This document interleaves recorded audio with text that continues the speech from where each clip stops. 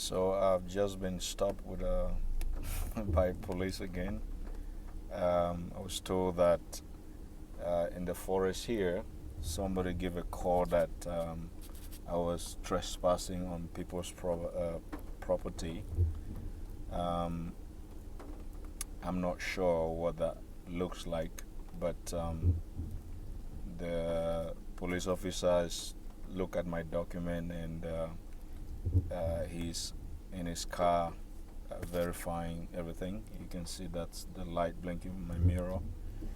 Um, and but he said that the purpose of his stopping me was because he got a call from somebody who thought I may have been. Here you go, sir. Disturbing. So Thank everything you, sir. looks good, man. You're all set. Okay. No tickets or anything like that. Okay. I get the whole safety issue. The COVID thing's crazy. Okay. When you get a chance, though, that registration sticker, Yeah. if you can get it off, Yeah. throw it on your license plate.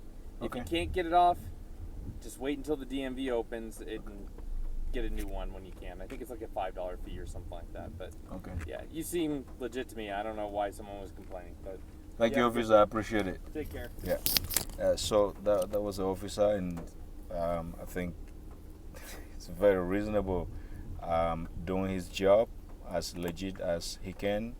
But as we know that sometimes things like this happen, and this go a long way. I'm deliberately not trying to put the officer's face on my video because that's not my intention for making this video. Is just to echo the fact that when sometimes people talk about racial profiling or that African Americans and black and white or whatever you call it, or colored or Caucasian, however you want to put that, I just want to say that these are legitimate and reality that some of us sadly live among the experience of being accused for one thing or the other. Just imagine for yourself, this is a walking trail, and this is a complete forest in Kailua Kona here, where everybody is allowed to come and go out and walk. You'll notice there's a car coming to pass me by, and that car is coming because people are going to come out and take a walk on this walking trail. If you watch right behind, in front of the car, there's another car parked. A lady just drove off as the officer stopped behind me. But the officer came from the town driving about probably 15-minute drive here because someone living around here felt like I was a threat to this place. They saw me park in the car because it's raining. So I'm in my car because it's raining. Though I've been outside doing some of my recording, but it's raining. That's why I'm inside the car. But the complaint to the officer is that they saw me sleeping in my car and I look suspicious. Okay. It's possible these individual had no intention to hurt me or suspect me. I don't know. I cannot also assume that all this person wanted was to get a black guy like myself locked up or accuse me of crime. I don't know. I don't know also if the person has a problem with people that look like me. I think I look glorious because I have Jesus in my life. And I think nobody should allow anyone say things or stuff about you and you take that and mirror that to yourself. Personally, I'm not one of those people that will accept that. I am originally from heaven, so I look glorious. And this is fact because I am made in the image and likeness of God. So I do not want whatever the intentions of the person was in calling the police to become my reflection of my identity. I don't know. And I'm not going to assume or conclude on either of that. However, I am making this video to just really highlight a point that racial profiling is a problem here in the US, but that is not also to say the US is racial profiling. No, it's that we have people that perhaps they don't know how to respond to situations and circumstances. That could be one. Or perhaps they just have experiences in the past, or no one knows why they react or respond the way they do. The same goes for people who look like myself, glorious as I am, in Christ's name. If you are of color as myself, do not allow the term racial profiling to determine who you are. Do not allow people's choices of saying stuff or calling police on you like this to suddenly take over your day and redescribe who you are. Don't do that. The videos I'm doing today are entitled How to Hear and Understand the Voice of God. And you can find the videos I'm doing today. You can find those videos in my YouTube channel, Global Bible Addiction. And my response is motivated from my understanding of God's character and nature taught by the Bible. And because of the video I recorded here, I believe thousands and even millions of people will be touched and blessed.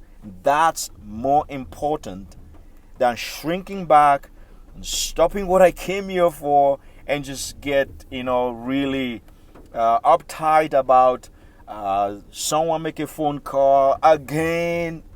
If you watch the video I posted last time, of course, you will realize that this is the second time I'm being stopped within the past several weeks. I've been in the US for a long time, never been stopped by the police in such a situation like this or similar.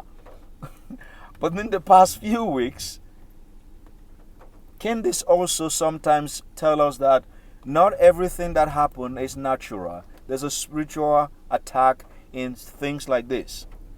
If I get offended, angry, and bitter, I will assume on one hand something about the police, or assume on the other hand something about people. And then because of that assumption, I will start observing to see who says what and who did what. But I tell you, friends, never allow what people say and how they profile you or profile anyone that is close to you, a loved one, a friend, or don't allow what people assume about people of color like ourselves. Do not allow that to determine who you are. This is not a good experience for people who go about their day like I came here excited, fired up to do what I came here to do, which was to do a recording of this video series to send all around the world and be a blessing to people. One encounter like this can change that. So, here are my facts. Racial profiling is real. Here are some other facts. People, not everyone in this country, some people in this country have a problem with people of color like myself. That's the truth. Don't hide that. Don't try to say that different way. This is my experience. And I tell you, I have had numerous experiences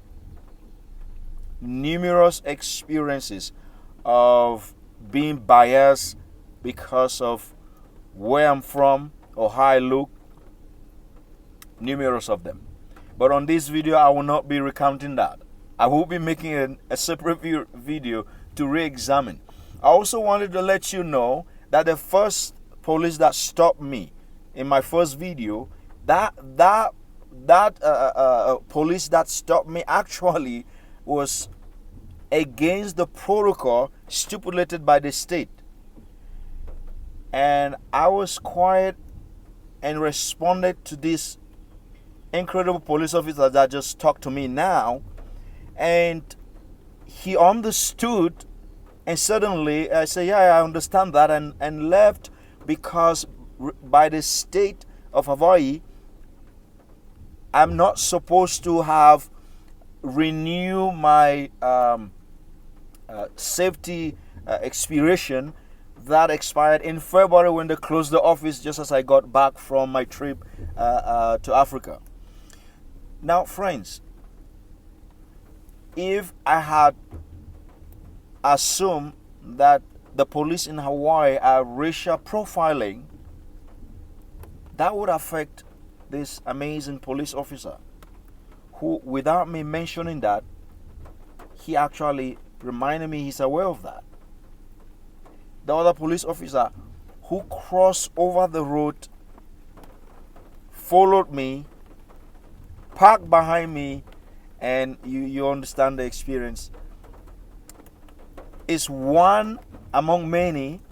And if I allow his approach to paint a picture among the police in Hawaii, we certainly demean the incredible work that police in this state are doing.